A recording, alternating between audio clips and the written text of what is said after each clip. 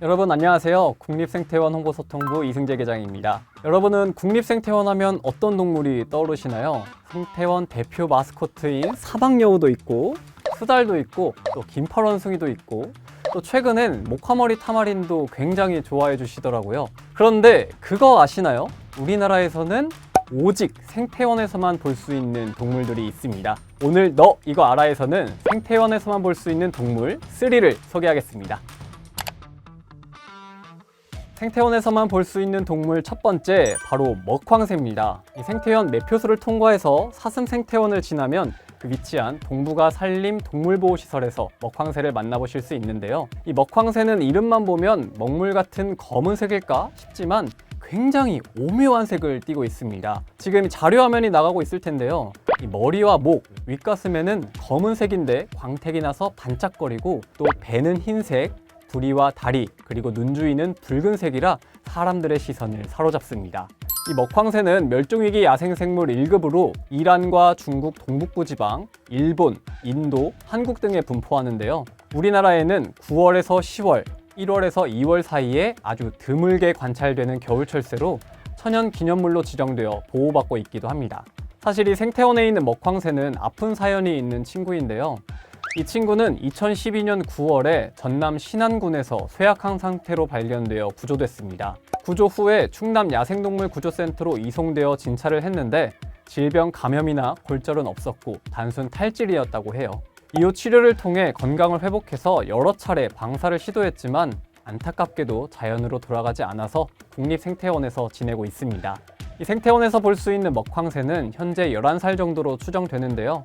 담당자분들의 애정어린 보살핌 덕분에 아주 건강하게 지내고 있다고 합니다. 빛이 반사되면 아주 오묘한 색을 띠는 먹황새, 국립생태원에 오신다면 야외구역에서 원앙과 함께 만날 수 있으니 유심히 관찰해보시면 어떨까요? 그리고 관찰할 땐 꼭 조심하세요. 먹황새의 예쁜 모습에 넋을 잃을지도 모르니까요. 노는 게 제일 좋아, 친구들 모여라. 여러분 혹시 이 노래 다들 아시나요? 어린 친구들이나 어린 자녀를 둔 학부모님들 또 학교 선생님들이라면 다 알만한 뽀로로 주제가죠. 아마 이 뽀로로 그리고 펭수 덕분에 펭귄은 우리한테 굉장히 친숙한 동물일 겁니다. 그래서 생태원에 있는 펭귄 친구들도 아주 인기가 많은데요. 이 펭귄들은 우리나라에서 유일하게 생태원에서만 볼 수 있는 종들입니다. 바로 젠투 펭귄과 턱근 펭귄인데요. 이 젠투 펭귄과 턱근 펭귄은 펭귄들 중 각각 3번째, 4번째로 큰 펭귄입니다.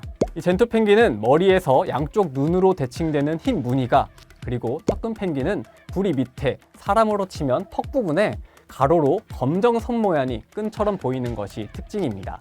두 동물 모두 2012년 겨울에 일본 나고야항 수족관에서 오게 됐는데요. 이 비행기를 타고 인천으로 들어와 검역 수속을 끝낸 뒤 무진동 차량을 타고 3시간 이상 이동을 했습니다. 상당히 긴 여정이었는데 펭귄들이 지금은 잘 적응해서 국립생태원의 인기 동물이 되었죠. 그런데 여기서 드는 한 가지 궁금증, 젠투 펭귄과 턱근 펭귄은 왜 생태원에서만 볼 수 있을까요? 담당자분께 문의를 해보았는데요.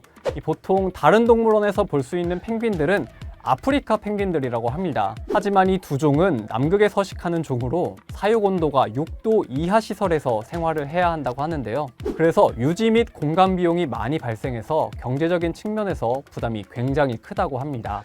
또 이 젠투 펭귄과 턱근 펭귄은 남극 세종기지에서 연구하고 있는 펭귄들이기도 한데요. 연구적인 부분을 고려해서 에코리움 극지관으로 데리고 왔다고 하네요.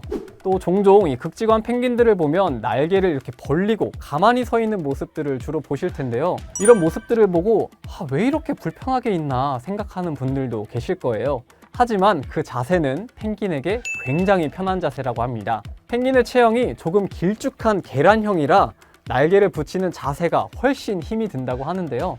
이 극지관에서 날개를 벌리고 있는 펭귄을 보셨다면 아주 편한 자세로 휴식을 취하고 있다고 생각해 주시면 좋겠습니다.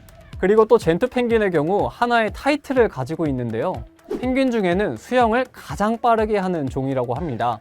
무려 시속 36km로 수영을 할 수 있는데요. 이는 우사인 볼트급 100m 달리기 속도나 프로사이클링 선수의 속도와 유사하다고 하네요. 젠투 펭귄과 턱근 펭귄의 가만히 팔 벌리고 쉬는 모습도 또 재빠르게 헤엄치는 모습도 모두 국립생태원에 방문해서 직접 확인해보세요.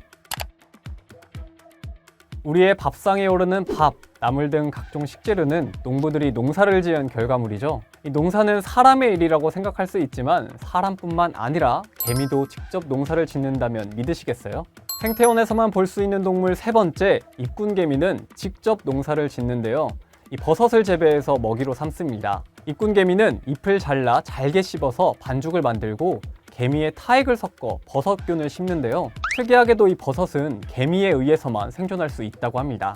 입군개미는 국립생태원에서 국내 최초로 도입을 했는데요. 사실 이 외래곤충을 국내로 들여오는 게 식물검역법상 불법이라 합법적인 방법을 찾고 또 이에 따라 도입을 하는 게 정말 어려웠다고 합니다. 그럼에도 2015년 10월에 남아메리카의 트리니다드 토바고라는 나라에서 입군개미를 채집하고 또 영국을 거쳐 국내로 들여왔습니다. 아무래도 우리나라에는 처음 들어왔기 때문에 이 국내 식물들 중에 먹이원을 찾는 게 정말 어려웠다고 하는데요. 약 50종의 식물 먹이 테스트를 거쳐 가장 적합한 먹이원을 찾았다고 합니다. 신기하게도 이 입군개미의 일개미들은 몸 크기에 따라 각자의 업무가 있다고 하는데요. 대형 일개미는 적으로부터 중형 일개미를 지키는 군인 역할을 하고 중형 일개미들은 나뭇잎을 잘라 둥지로 옮기는 역할을 합니다. 소형 일개미는 중형 일개미가 옮기는 잎에 올라타서 기생파리로부터 일개미가 공격당하지 않게 지켜주고요. 또 정원사개미는 어린 유충을 돌보거나 버섯 농장에서 일을 한다고 합니다. 또 버섯 장내에는 흰 가루를 뒤집어 쓴 일개미도 보이는데요. 이들은 버섯 장내에 잡균이 발생했을 때 항생물질인 이 흰 가루를 이용해 균을 죽이는 의사 역할을 한다고 합니다. 철저한 분업화로 농사를 짓는 입군개미, 너무 신기하지 않나요? 입군개미는 원래 열대기후에서 살아가기 때문에 겨울에는 동면을 하는데요. 국립생태원에서는 전시장을 일정 온도로 유지해주고 있기 때문에 사계절 내내 볼 수 있다고 합니다.